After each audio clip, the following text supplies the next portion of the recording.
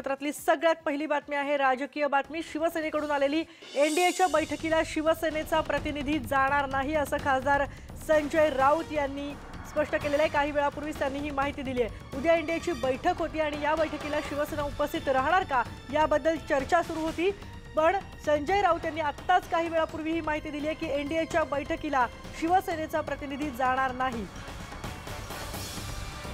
अरविंद सावंत यांनी राजीनामा दिल्यानंतर एनडीएतून शिवसेना बाहेर पडलेली आहे, पण आता मात्र खरोखरच एनडीएच्या या बैठकीला सुद्धा शिवसेना उपस्थित राहणार नाहीये।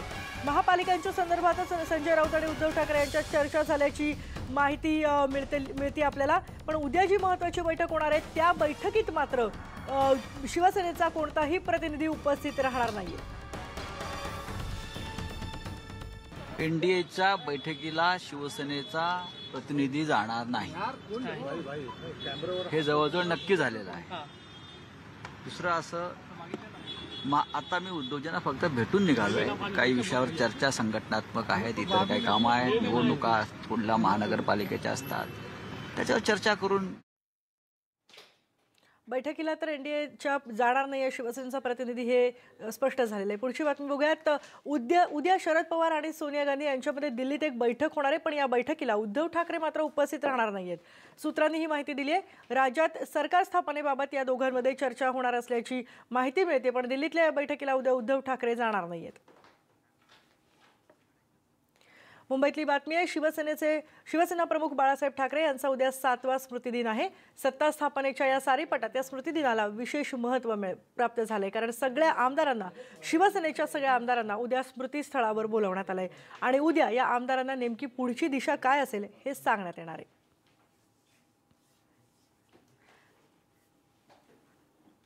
भाजपची बातमी आहे। भाजपच्या 3 दिवसीय मॅरेथॉन बैठकीचा समारोप आज होतोय।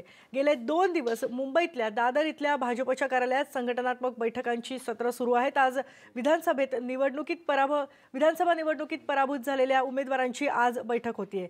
या निमित्तानं पराभवाची नेमकी कारणं काय, कुठे रणनीती कमी पडली, यापुढे संबंधित मतदारसंघ पक्ष वाढवण्यासाठी काय केलं पाहिजे, अशा विविध मुद्द्यांवर चर्चा करत पक्ष नेतृत्वाकडून मार्गदर्शनही केलं जाणार आहे। यात कुठल्याही प्रकारचा भ्रष्टाचार झाला नाही हे काल सुप्रीम कोर्टाने स्पष्ट केलं। सुप्रीम कोर्टाने राहुल गांधींनी न्यायालयाची माफी मागा म्हटलं, न्यायालयाची माफी मागणं कंपल्शन होतं म्हणून राहुल गांधींनी मागितली, पण जी बदनामी झाली ती बदनामी भरून काढण्यासाठी राहुल गांधींनी संपूर्ण देशाची, या देशातल्या नागरिकांची, या देशातल्या मतदारांची जाहीर माफी मागितली पाहिजे। मला असं वाटतं की जनाची नाही मनाची जर असेल तर राहुल गांधींनी जाहीरपणे माफी मागावी। नागपूरमध्ये अपक्ष आमदार आशिष जयस्वाल यांनी नितीन गडकरींची भेट घेतली आहे।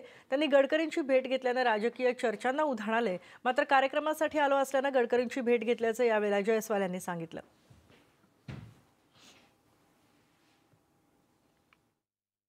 अटेंड करना है, वो भी इस कार्यक्रम के चीफ गेस्ट है। आप उसको, ये पॉलिटिकल प्रोग्राम नहीं है, ये तो ऑल पार्टी प्रोग्राम है। आणि एक महत्त्वाची घडामोड राजकीय वर्तुळातली आहे ती म्हणजे उद्या जी एनडीएची बैठक होते, या एनडीएच्या बैठकीला शिवसेनेचा कोणताही प्रतिनिधी जाणार नाही असं शिवसेनेकडून स्पष्ट करण्यात आलेलं आहे। संजय राऊत, शिवसेनेचे प्रवक्ते खासदार संजय राऊत यांनी काही वेळापूर्वीच हे स्पष्ट केलंय। उद्या महत्त्वपूर्ण बैठक होती। एनडीएचे जे सगळे घटक पक्ष आहेत त्या सगळ्या घटक पक्षांना या बैठकीला निमंत्रण देण्यात आलेलं आहे, पण शिवसेनेचा प्रतिनिधी मात्र या बैठकीला जाणार नाही अशी महत्त्वाची माहिती मिळते। आताच्या जर आपण सध्याचं सरकार स्थापनेच्या सगळ्या घडामोडी बघितल्या तर शिवसेना या बैठकीला न जाणं यामध्ये बरंच काही दडलेलं आहे। शिवसेना, काँग्रेस, राष्ट्रवादी काँग्रेस हे 3 जणांच्या सत्ता स्थापनेबाबतच्या जोरदार हालचाली होत आहेत, त्यांच्या वारंवार बैठका होत आहेत, चर्चा सुरू आहे त्यांच्या, आणि अशातच उद्या जी एनडीएची महत्त्वाची बैठक होतीये या बैठकीला मात्र शिवसेनेचा प्रतिनिधी न जाणं हे कुठेतरी एक वेगळा त्यातून संदेश जाऊ शकतो। अर्थातच भाजप आणि शिवसेना यांच्यामध्ये जी फारकत झालेली आहे, यांचं जे नातं तुटतंय त्याचा एक भाग हा आहे की उद्या एनडीएच्या बैठकीला शिवसेना उपस्थित राहणार नाहीये। संजय राऊत नेमकं काय म्हणाले काही वेळापूर्वी ते आपण बघूया। एनडीएच्या बैठकीला शिवसेनेचा प्रतिनिधी जाणार नाही हे जवळजवळ नक्की झालेलं आहे. दुसरं असं आता मी उद्योजकांना फक्त भेटून निघालोय. काही विषयावर चर्चा संघटनात्मक आहेत, इतर काही कामं आहेत, निवडणुका पुढल्या महानगरपालिकेच्या असतात, त्याच्यावर चर्चा करून. आजच्या सामनातल्या अग्रलेखात सुद्धा आज भाजपवर चांगला जोरदार हल्लाबोल करण्यात आलेला होता. आपल्याला लोकांनी स्वीकारलं नाहीये, हे सत्य स्वीकारावं असं सुद्धा या सामनाच्या अग्रलेखातून म्हटलेलं आहे आणि बरीच टीका या अग्रलेखातून आज करण्यात आलेली होती. आपण अजय असल्याच्या गमजा मारू नयेत असा सुद्धा सल्ला यामधून भाजपला देण्यात आला. एकीकडे सामनामधून वारंवार वार होत आहेत, शिवसेनेचे नेते टीका करतायत आणि दुसरीकडे उद्याची जी महत्त्वाची बैठक आहे एनडीएची, ज्यामध्ये एनडीएचे बहुतेक सगळे घटक पक्ष उपस्थित राहणार आहेत, त्या बैठकीला मात्र दिल्लीतल्या या बैठकीला शिवसेनेचा कोणताही प्रतिनिधी उपस्थित राहणार नाहीये. दुसरीकडे सोनिया गांधी आणि शरद पवार यांच्यात सुद्धा उद्या चर्चा होणार आहे. मात्र या चर्चेला उद्धव ठाकरे जाणार नाहीत, ही सुद्धा एक महत्त्वाची माहिती आहे. या बैठकीमध्ये सोनिया गांधी आणि शरद पवार यांच्या बैठकीमध्ये नेमकं काय ठरतंय राज्याबद्दलचं ते पाहणं खूप महत्त्वाचं होणार आहे. आणि त्याचबरोबर शिवसेना सुद्धा या एनडीएच्या बैठकीला जात नाहीये, याकडे सुद्धा सगळ्यांचं लक्ष लागलंय की नेमकं उद्या एनडीएमध्ये शिवसेनेबद्दल मग काय प्रतिक्रिया उमटतायत. पूर्णपणे स्पष्टपणे शिवसेना या एनडीएच्या बैठकीतून बाहेर पडली, एनडीएतून बाहेर पडली असे संकेत यातून मिळत आहेत का, याची चर्चा आता सुरू झाली आहे. उद्या दिल्लीमध्ये ही महत्त्वाची बैठक होती आणि सोमवारपासून संसदेची हिवाळी अधिवेशन सुरू होतंय, त्यामुळे निश्चितच या बैठकीला उद्याच्या खूप महत्त्व होतं. याच सगळ्या पार्श्वभूमीवर उद्या एनडीएची बैठक आयोजित करण्यात आलेली होती. मात्र या बैठकीला शिवसेना जाणार नाही असं संजय राऊत यांनी स्पष्ट केलं. गेल्या काही दिवसांमध्ये राज्यात सत्ता स्थापनेवरून भाजप आणि शिवसेनेमध्ये जी दरी पडली आहे ती दरी वाढतच जाते, हेच यावरून स्पष्ट होतंय. वारंवार बैठका होत आहेत राज्यामध्ये काँग्रेस, राष्ट्रवादी काँग्रेस आणि शिवसेनेच्या नेत्यांच्या. मात्र त्याबद्दल काँग्रेसचे जे पक्षश्रेष्ठी आहेत, हायकमांड आहेत, ते नाराज असल्याची सुद्धा माहिती पुढे आली होती.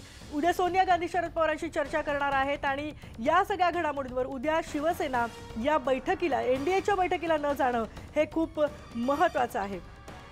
हिवाळी अधिवेशनाच्या पार्श्वभूमीवर ही एनडीएच्या घटक पक्षांची बैठक पार पडतीये आणि शिवसेनेचे पक्षप्रमुख उद्धव ठाकरे यांची भेट घेऊन मगच त्यांनी हे स्पष्ट केलं आहे असं सुद्धा संजय राऊत यांनी सांगितलेलं आहे. 3 आठवडे उलटलेले आहेत राज्यातल्या निवडणुकांचा निकाल लागून, पण 3 आठवडे उलटून सुद्धा राज्यात सरकार स्थापन झालेलं नाहीये, राष्ट्रपती राजवट लागू आहे. आज दुपारी शिवसेना, काँग्रेस आणि राष्ट्रवादी काँग्रेसचं शिष्टमंडळ राज्यपालांना देखील भेटणार आहे. भाजपचं शिष्टमंडळ काल राज्यपालांची भेट घेऊन आलेलं आहे राज्यातल्या नुकसानग्रस्त शेतकऱ्यांच्या मदतीसाठी. आणि त्यातच आता ही एनडीएतून च्या बैठकीला उपस्थित न राहण्याची ही माहिती सुद्धा पुढे येते. आपल्या सोबत आहेत स्वाती लोखंडे ढोके, आमच्या प्रतिनिधी. स्वाती, अत्यंत महत्त्वाची ही माहिती आहे, कारण उद्या एनडीएची जी बैठक होती त्या बैठकीला आता स्वतः संजय राऊतांनी सांगितले की शिवसेना उपस्थित राहणार नाहीये. एकतर शिवसेनेला निमंत्रण आलेलं होतं का आणि शिवसेनेकडून हे स्पष्ट करण्यात आलंय, काय याबद्दलची आणखी माहिती आहे? खरं तर अधिवेशनाच्या पार्श्वभूमीवर ही बैठक आयोजित करण्यात आली होती की घटक पक्षांनी या बैठकीला उपस्थित राहणं अपेक्षित होतं.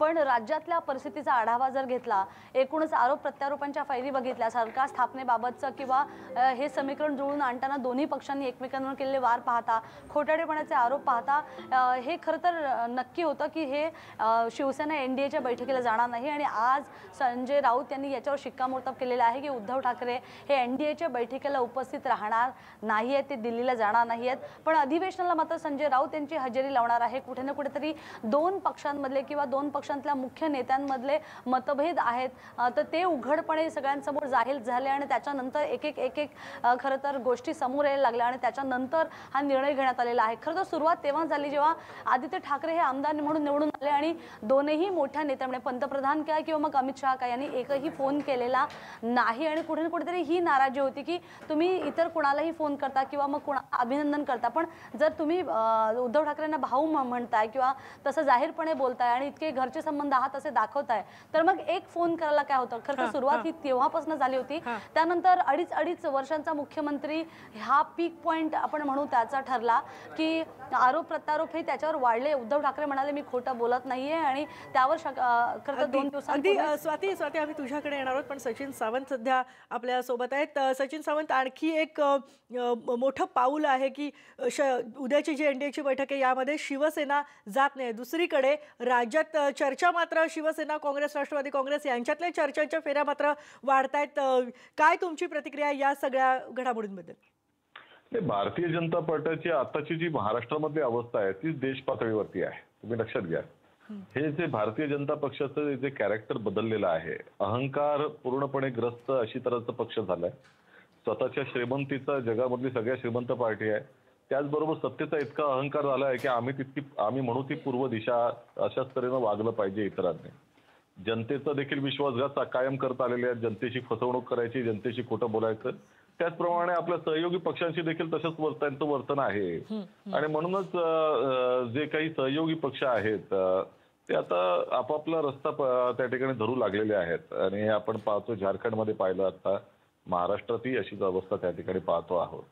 आणि आपण पूर्णपणे बहुमत असल्यावर सहयोगी पक्षांची आवश्यकता काय? एनडीए फक्त नावापुरता झालेला आहे. त्यामुळे हळूहळू इतर सर्व पक्ष बाजूला होतील असं आमचं मत आहे. पण सचिन सावंत, राज्यात मात्र युती तुटल्याची घोषणा किंवा युती तुटल्याचं कोणीही जाहीर केलं नाहीये. ना शिवसेनेनं जाहीर केलंय, ना भाजपनं जाहीर केलंय. ही दरी वाढतीये, पण युती तुटल्याचं मात्र जाहीर केलं नाहीये. नाही, आता हा त्यांचा अंतर्गत प्रश्न आहे की कशा तऱ्हेनं कधी जाहीर करावा. आम्ही त्याच्यावर काही बंधन घातलेलं नाहीये. आम्ही फक्त एक पर्याय त्या दृष्टिकोनातून, कारण तो जनहिताचा पर्याय असावा. जनतेचं हित फेरनिवडणुकांमध्ये नाही ना राष्ट्रपती राजवटीमध्ये आहे. भारतीय जनता पक्षानं जनतेला अंधकारात ढकललं, परंतु आम्हाला जबाबदार पक्ष म्हणून ते ढकलता येणार नाही. त्यामुळे पर्यायाची त्या ठिकाणी त्याच्यावरती विचारमंथन चालू आहे. जर शक्य झालं तर निश्चितपणे महाराष्ट्राच्या हिताकरता सत्ता स्थापन करण्याचा आमचा प्रयत्न राहील. नाही झालं तर पुढचं मला असं वाटतं काय की मग या दृष्टिकोनातून मग पुढे विचार करावा लागेल. परंतु राष्ट्रपती राजवट हा किंवा फेरनिवडणुका हा पर्याय असू नये असंच आमचं मत आहे. सचिन सावंत, अशी सुद्धा माहिती होती की काँग्रेसचे हायकमांड जे आहे ते जे पक्षश्रेष्ठी आहेत ते राज्यातल्या काँग्रेस नेत्यांवर नाराज होते, कारण त्यांनी थेट शिवसेनेच्या नेत्यांशी बोलणी सुरू केलेली होती, चर्चा सुरू केली होती. आणि उद्या याच पार्श्वभूमीवर सोनिया गांधी आणि शरद पवार यांची बैठक होती आणि दुसरीकडे एनडीएची सुद्धा बैठक होती ज्यामध्ये शिवसेना उपस्थित राहणार नाहीये. नाही, अशा तऱ्हेची काही नाराजी वगैरे काही व्यक्त केली हे मला असं वाटतं अत्यंत चुकीचं वृत्त आहे. पहिली गोष्ट अशी की त्या संदर्भामध्ये आमची चर्चेच्या फेऱ्या सुरू आहेत आणि एकंदरच काही कॉमन मिनिमम प्रोग्राम करता येईल का लक्षात घेतलं पाहिजे. आम्ही पुन्हा जाणीवपूर्वक सांगतो की सत्तेमध्ये म्हणजे सत्ता स्थापन करणं, सरकार स्थापन करणं हा आमचा नाईलाजाचा पर्याय आहे. म्हणजे आम्हाला विरोधी पक्षामध्ये बसण्याचं मॅन्डेट दिलं हे आम्ही मान्य करत आहोत आणि त्यांनी भारतीय जनता पक्ष शिवसेनेला ते महायुतीला ते मॅन्डेट दिलं होतं हेही लक्षात घेतलं पाहिजे. आणि त्याचबरोबर शिवसेना आणि काँग्रेस, राष्ट्रवादी काँग्रेस यांच्यामध्ये वैचारिक एक प्रकारची वेगवेगळी त्यांची एक भूमिका आहे तिन्ही पक्षांची. आणि मग ही एक त्याच्यामध्ये आपल्याला काय सांगता येईल, एकत्र येण्याकरता काही एखादं ग्राउंड असू शकतं का आणि त्यात महाराष्ट्राचं हित असू शकतं का याची चाचपणी आमची चालू आहे. आणि निश्चितपणे त्यामुळे थोडाफार वेळ लागतोय. पुढे जर स्थिर सरकार आणि कुठल्याही तऱ्हेचे मतभेद नसलेलं आणि पूर्णपणे विकासाशी समर्पित सरकार जर स्थापन करायचं असेल तर जे काही आताचे आमच्यामधले काही वैचारिक दृष्टिकोनातून जी काही भिन्नता आहे त्याच्यामधनं काही एकत्रपणे आम्हाला काही सांगता येईल का ह्याच्यासाठी चाचपणी करणं, चिंतन करणं हे अधिक सोयीस्कर आहे. त्यामुळे थोडा जो काळ लागतोय तो मला असं वाटतं की तो योग्य आहे.